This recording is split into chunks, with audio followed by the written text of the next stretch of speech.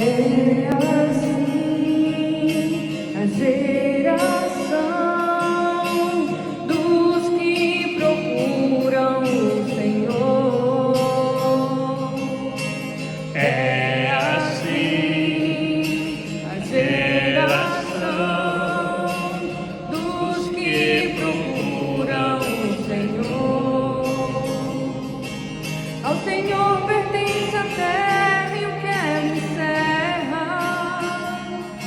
o mundo inteiro com os seres que o povoam, porque Ele atorna o fim sobre os mares e sobre as águas a mantém inabalável.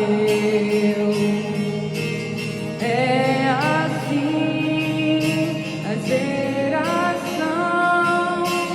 dos que procuram o Senhor.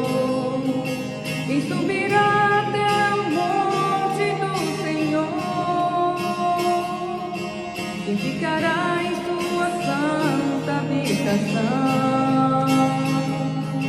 Quem tem mãos limpas e inocente coração, quem não dirige sua mente para o crime.